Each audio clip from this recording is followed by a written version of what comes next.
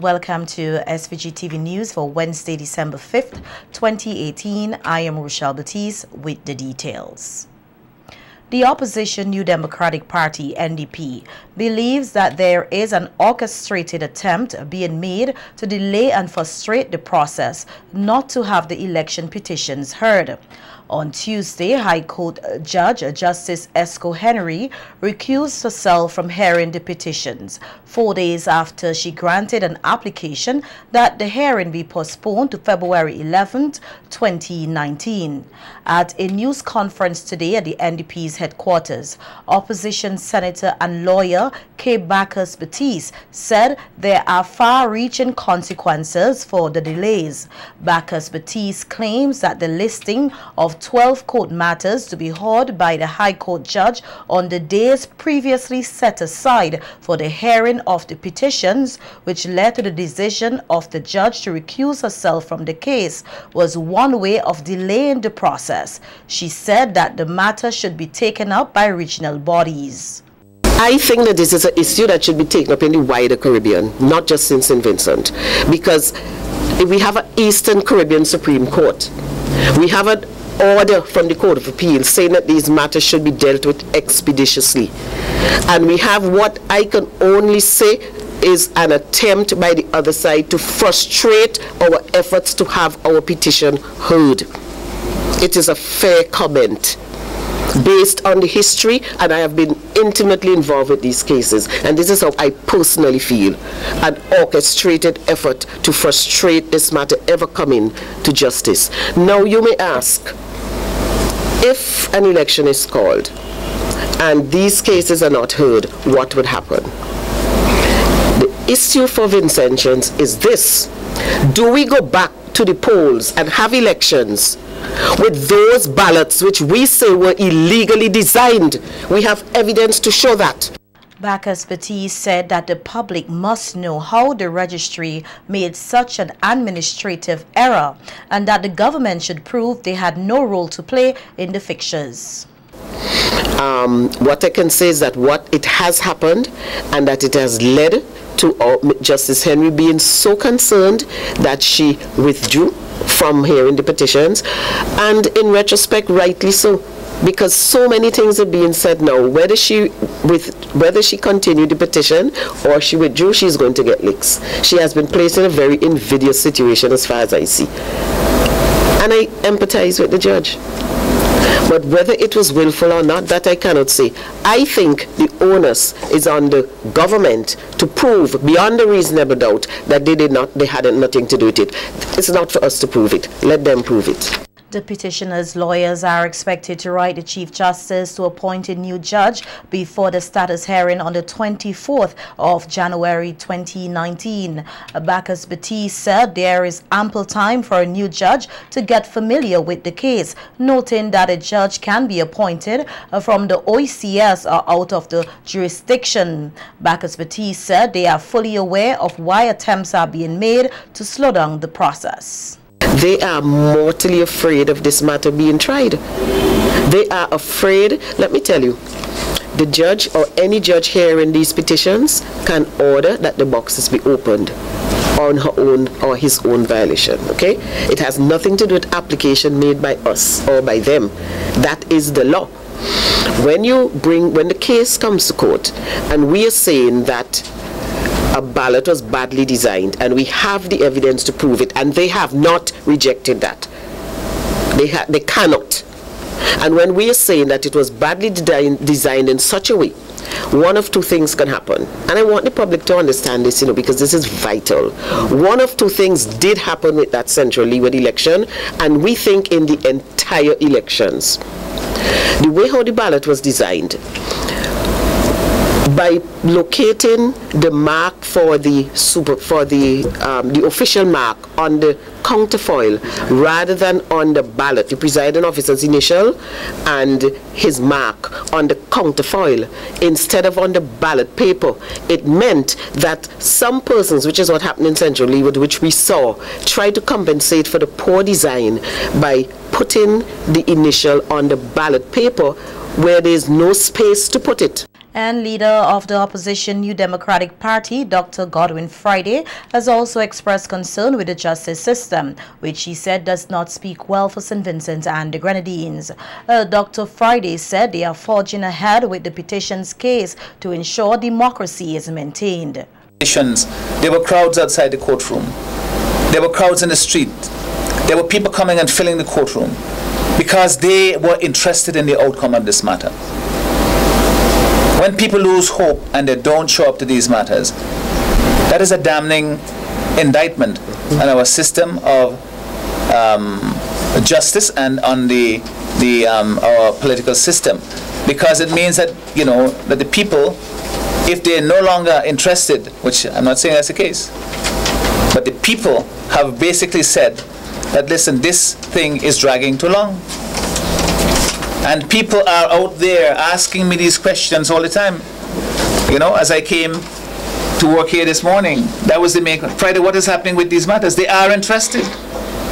You know, so we don't want those people to lose hope in the system of justice. We don't want people to lose hope in our system of democracy. And certainly we in the Democratic Party, we will continue to press them. Dr. Friday said that while he is willing to do whatever it takes as leader of the opposition to protect the people's interests, Vincentians must also do their part by not remaining silent. I tend to waste my time doing that. This is why it's so important that people stand up and speak out. This matter with what's happening with the petitions is important for the whole country. It's vitally important. And instead of people turning around and looking, oh, what NDP doing? Ask yourself, what are you doing? It's your mandate that is being violated. I'm ready to provide leadership, yes, but we all have to play our part in it. And democracy, as I said, it's a very, very delicate flower. It takes tending. And sometimes we tend to be too blasé and laissez-faire about it, and we let these things that we say we treasure slide until we can no longer recognize where we are. As it relates to the latest development in the petitions case, the recusal of Justice Esco Henry, the opposition leader said the court system is being toyed with. You lose the fundamental rights that others in previous generations have fought to protect and that we espouse intellectually. But when we have to actually practice them, we find it inconvenient and we make all kinds of machinations to prevent the system from working the way it was supposed to. It's not unrelated to our efforts to bring a motion of no confidence in the House of Parliament, which was negated when both the Speaker and the Leader of the House, Ralph Gonsalves, knew that the motion of no confidence was properly before the House. So that's why it is. Anybody asked the question as to whether NDP is going to continue or whether NDP should just focus on elections coming up whenever. That is not a question for us. We have committed to the people of Central Leeward and North Windward, those two constituencies first, because those are the constituencies where the petitions arise, but also to the people, our supporters, and to the people of St. Vincent and the Grenadines, that we are going to insist that these matters are heard. It's been put to February 11th. That is a date that we are holding the court to. And, you know, the resources we are calling, I'm not a party as such to the litigation because I'm not a petition. The election petitions case was filed 3 years ago, but the NDP challenging the results of the December 2015 general elections. In other news, the Caribbean Agricultural Research and Development Institute's country office in SVG joined the celebrations region-wide for Cardi Day under the theme Celebrating the Potential of the Region's Coconut Industry. As part of the local celebration activities, an exhibition was held at the Postal Corporation car park highlighting Cardi's work and showcasing coconut-based products. Delivering opening remarks at the exhibition was representative of Cardi's SVG office, Gregory Linton, who spoke on the potential of the coconut plant and its importance to the region. Linton said the current stock of coconut plants is not well maintained and Cardi is examining ways to improve and increase the current stock of plants here in SVG and across the region. The husk or the coir can be used to make ropes, matting, coarse cloth, used in horticulture as a substrate or potting medium, brushes, biofuel, mosquito repellents, compost, cushion fiber, particle board. These are some of the examples of what we can do with coconuts, what we can achieve with this very versatile commodity. So, but in order for us to get there, we must improve and increase our acreages, our planting material, and our general production. So, in an effort to highlight the opportunities that exist today, in collaboration with the Ministry of Agriculture and the National Stakeholder Platform, we have on display a multitude of different items or different commodities that can be achieved from coconut. Agriculture Diversification Officer in the Ministry of Agriculture, Colville King, said he was delighted to see many coconut-based products on display at the exhibition. He said this shows that Vincentians can produce quality products from coconuts. King, however, lamented that many entrepreneurs face challenges getting their products to meet market demands in terms of standards and quantity, and that work must be done to transform these businesses to small industrial operations. Displays that we have around here, a number of entrepreneurs who are producing wonderful products, but still at the cottage level, still small numbers. We cannot meet the demand that we recognize out there. We go to trade expositions, there are great reviews, and then there's demand for huge numbers, and we cannot fulfill those. So we need to somehow commercialize, transition these cottage industries to small industrial scale operations. To do this, we need tripartite type partnerships. And of course, the fact that the Coconut Stakeholders Platform is existing is a solid base on which we can build, and we need to do further investments in that platform. Chief Agricultural Officer Ashley Kane said St. Vincent and the Grenadines has a fine tradition of using coconut-based products, and that the time is now to revitalize the coconut industry to the benefit of the future generation. How many of us use coconut for lumber and matters related, even though we have the tradition of having that asset available to us? Let us therefore move to the ever-present time now. The call is for the revitalization of a coconut industry and related stuff in St. Vincent and the Grenadines. And I want to ask this question: who would lift up an atom of space so that a child will dream of viable and sustainable futures through a modern, viable agricultural industry, including coconuts? I wish to thank Cardi for the initiative which you have taken, and we look forward to close collaboration working with you in making it happen. Our news team caught up with some of the exhibitors who were happy to show off their coconut-based products and shared with us how they were able to add value to the coconut. Use flavor coconut oils. We have 6 different flavors: rosemary, turmeric, pepper,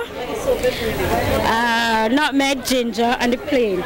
For the turmeric, I recommend it for when you're doing curry. For curry foods, the nutmeg, I recommend it for baking and frying. Just the original cooking if you feel like tasting nutmeg for the day. This I recommend it for salad oil. This is rosemary. We added the essential oils to this to take it up a notch from the plain virgin coconut oil. Take it up a notch to revive you, revitalize you, to de-stress you, and to calm you as well. Because the peppermint, for example, is good for aches and pains. So you can massage yourself, or you can have somebody massage you. It's actually a great gift for your friends and family. We have the one with lemongrass. We have various scents, different purposes. So you know, lavender would be for relaxing, lemongrass will be for renewing the mind, and rosemary will be to boost your memory. Different things, different properties. Get from food, from cosmetics to decor, furniture. There's just about everything you can make. So when you think about, people talk about money tree. To me, in my family, the money tree is a coconut tree. Furniture, house, it's lumber. This is like green heart. It is coconut, but it is like green heart. It is tough. Termites can't humbug this. Once you reach age, maturity, right, it's ticked up. We have so much things we can get from coconut tree, right? This, when after 100 years, you harvest this for lumber. My boy, 300 years will pass. Your grandchildren will come and say, Daddy made this. That is the type of lumber we have here. We have coasters, we have bird made from the coconut itself. We have earrings, bangles, glasses, necklace. We also have fruit dish, and we have salad dish as well. Now this table mat is not for just table alone. You can use them for when you take your pot off the stove. You could use them for hanging inside your house to put pictures. You could also use them in the bathroom. Any way you want to use them, anything you want to use them for, you can do that. President of the SVG Teachers Union, Wendy Bino, said teachers in St. Vincent and the Grenadines deserve better treatment. In an interview with SVG-TV News, Bino said the problems surfacing at various schools across the country are not new and is appealing to the Ministry of Education to do better to address these problems.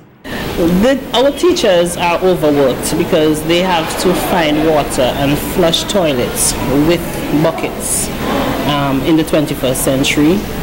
They're overwhelmed by the deplorable conditions in which they work every day. So every day they leave their homes Monday to Friday from 8:30 to about 3:30, and they have these deplorable conditions to contend with. And then our students, these are their learning conditions, and so we're not happy.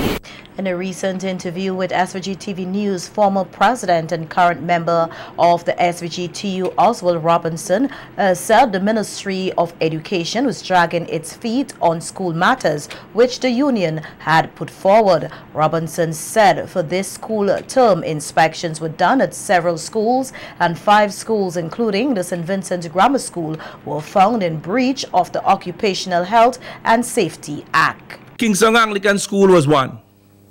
The boys' grammar school. We visited that school. When it rained, there was a teacher actually standing in a pool of water in front of the class teaching. All those pictures have been posted. We reported them to the ministry. The CW Prescott, that's number 3. There are pigeon droppings in the ceiling. We visited that school. Even the ants now, they have become parasites. They are feeding on the dung. And they are dropping from the roof in the classroom, biting. The children told us that. We also visited the Beckwith Community High School, where termites invaded. As a matter of fact, the library has been taken apart by termites. And all you're hearing is, there's a project to come and stream to the... When? The people waiting since 2015. The last school we saw was the Beckwith Government School. Not the Beckwith, the Barley Government School. Teachers' toilet without cover. On Tuesday, students and teachers at the Mary Hutchinson Primary School in Union Island were forced to leave the compound due to an apparent sewage problem. The SVGTU said they were going to ask its members to withdraw services. However, President of the union, Wendy Bino, said this was not done as the union was trying to make contact with the relevant personnel, including those at the Ministry of Education. The Caribbean Examinations Council, CXC, will hold two major meetings here over the next 2 days. The meeting of the School Examinations Committee will be held on Thursday, and the meeting of Council will be held on Friday, December 7th, both at the NIS Conference Room under the chairmanship of Professor Sir Hilary Beckles. The opening of the meeting of Council and the presentation of awards for outstanding performances in the May-June examinations will take place at the Methodist Church Hall in Kingston on Thursday at 7 p.m. At the event, awards will be presented for outstanding performances in the CSEC, CAPE, and the Caribbean Certificate of Secondary Level Competency.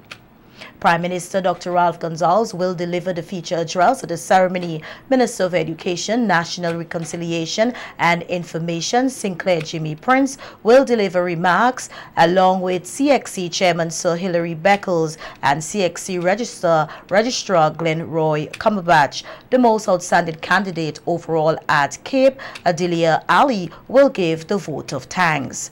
This year awardees will come from Antigua, Grenada, Guyana, Jamaica, St. Kitts and Nevis, Trinidad and Tobago. St. Vincent and the Grenadines last hosted CXC governance meetings in 2006. As the Christmas season heightens, Inspector Henry Providence of the Traffic Branch of the Royal St. Vincent and the Grenadines Police Force said they will be doing their part to help ease the congestion of traffic in and out of capital Kingston. In a telephone interview with SVG-TV News, Inspector Providence said the police have already stepped up patrols in and out of Kingston and will be increasing their presence on the roads to ensure order is maintained. 30,000 registered motor vehicles in St. Vincent and the Grenadines, and if persons are vigilant, they will recognize what has been happening on evenings. We see the traffic coming into capital Kingston earlier on mornings, and we are seeing it leaving even later, 6, 7, 7:30. That's still very heavy traffic going out of capital Kingston. So the department, as I said, is prepared, and we are ready and able, we're ready to go to ensure that motorists have some level of ease as they move to and from capital Kingston on morning and on afternoons.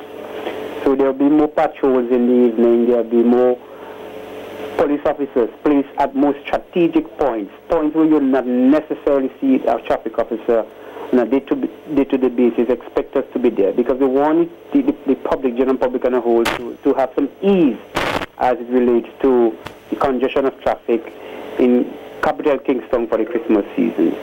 The Veteran Traffic Corps said they are also in discussion with various stakeholders to see if the gate at the decommissioned E.T. Joshua Airport can be opened in order to ease traffic in the Arnorsville area. In discussions with the Ministry of Transport and Works and other entities as it relates to opening up that portion of road that flows along the old airport strip. And yes, some weeks ago, motor vehicles were allowed to traverse around longer portion of road, and there was some ease in the traffic that was flowing from the roundabout direction to capital Kingston. Whether or not we would be able to have that portion of road being used again in the Christmas season is not a decision that is solely based on the traffic department. We would love to see that it reopens.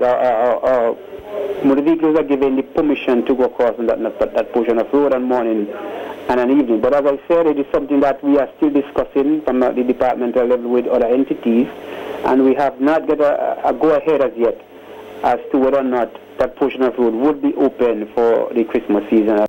Inspector Providence said while the traffic branch recognizes that Christmas is a season of giving and joy, they will not go soft on those who drink and drive.